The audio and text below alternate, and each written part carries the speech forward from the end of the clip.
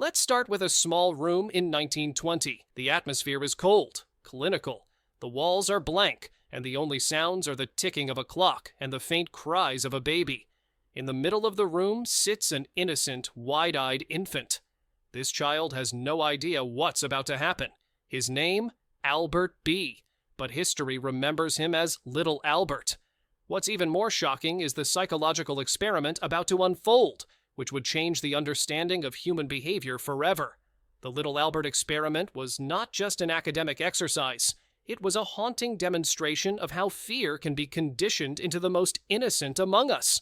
Conducted by John B. Watson and his assistant Rosalie Rayner, this experiment set out to answer a simple yet unsettling question. Can fear be taught?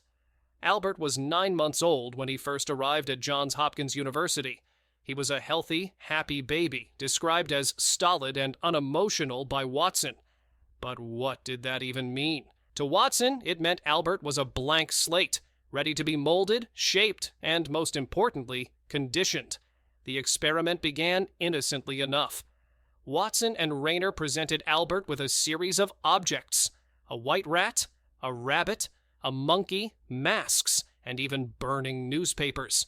At first, Albert showed no fear. He was curious, even reaching out to touch the white rat, one of the objects used in the study.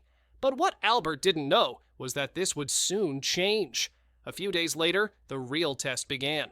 As Albert sat in the same room, Watson reintroduced the white rat. But this time, something different happened. As soon as Albert reached for the rat, a loud, terrifying sound echoed through the room. Watson had struck a metal bar with a hammer behind Albert's head. The noise was deafening, startling the infant. Albert cried, startled by the unexpected noise. The association between the rat and the loud noise was crucial. For several sessions, Watson repeated the same routine. Albert would reach for the rat, and the loud sound would immediately follow. Over time, a noticeable change occurred. Albert no longer reached for the rat with curiosity. Instead, he withdrew in fear. His innocent curiosity had been replaced with terror, and the rat, once harmless, had become a source of anxiety. But the experiment didn't stop there.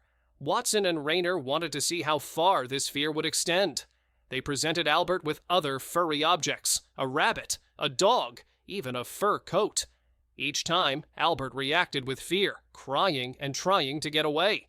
His conditioned fear of the rat had generalized to anything that shared similar characteristics. Imagine the scene. A baby who once played with soft, harmless creatures was now terrified of anything with fur. His cries filled the sterile room, but Watson continued. To him, Albert was a subject in a groundbreaking experiment, a living example of classical conditioning. What made the Little Albert experiment so chilling wasn't just the manipulation of fear, it was the ease with which it was done. Albert was not born with these fears. They were carefully implanted, crafted through repetition and association. And Watson believed this was proof of a larger idea, that human behavior could be shaped entirely by external forces. In his mind, we were all like Little Albert, blank slates ready to be molded by our environments.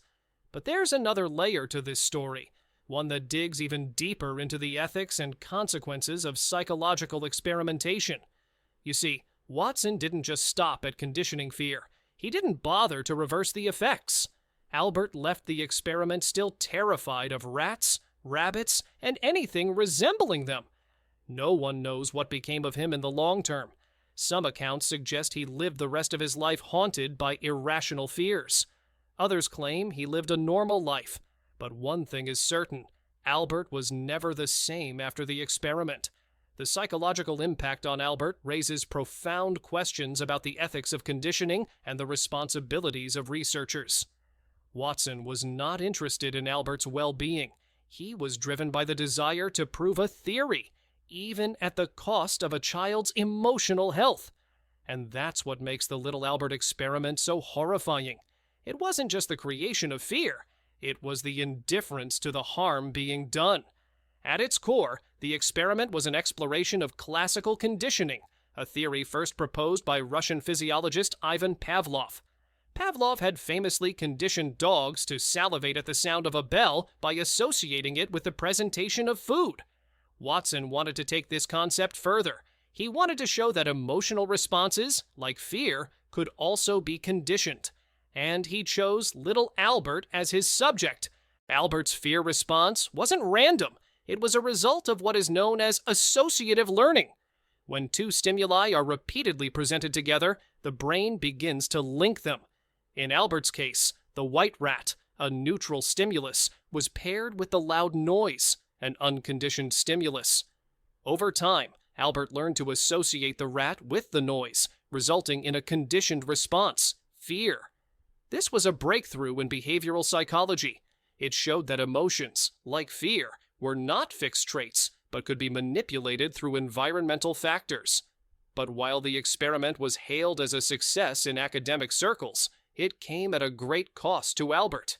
He became a living example of how psychological principles could be applied, but he also became a victim of the very science that sought to understand him. What makes this experiment even more unsettling is Watson's detachment from the ethical implications. In his eyes, Albert was simply a tool to prove a theory. There was no concern for the long-term effects of the experiment, no effort to undo the damage that had been done. And perhaps most disturbingly, there was no remorse. John B. Watson would go on to become one of the most influential psychologists of the 20th century. His work laid the foundation for behaviorism, a school of thought that emphasized the role of environmental factors in shaping behavior. But his legacy is tainted by the little Albert experiment, a stark reminder of the dark side of psychological research. The experiment also raises questions about the nature of fear itself. Fear is a powerful emotion, one that serves a fundamental purpose, to protect us from danger. But when fear is artificially implanted, as it was in Albert, it can become a source of torment. Albert's fear was not based on any real threat. The white rat posed no danger to him.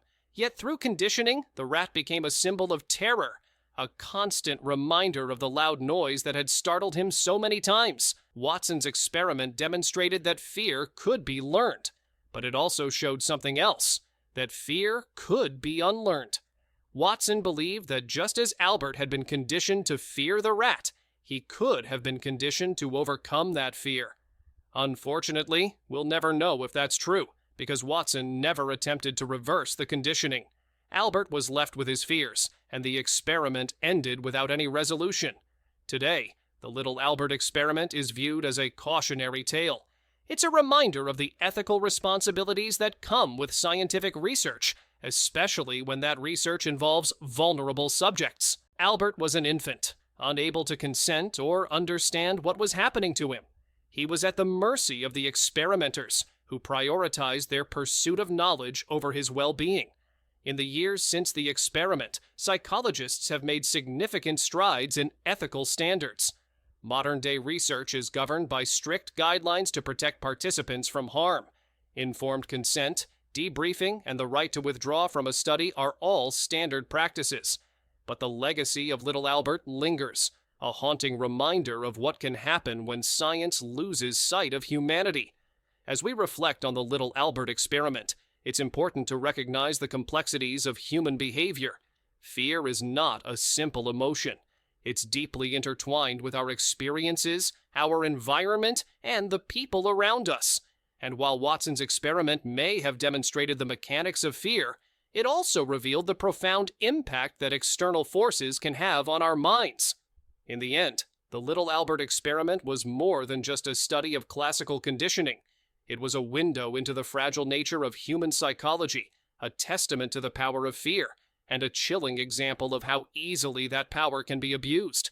And perhaps the most terrifying aspect of all is that Albert, an innocent child, became the subject of an experiment that would haunt the world of psychology for decades to come. The room where it all happened is long gone, but the echoes of Albert's cries still resonate.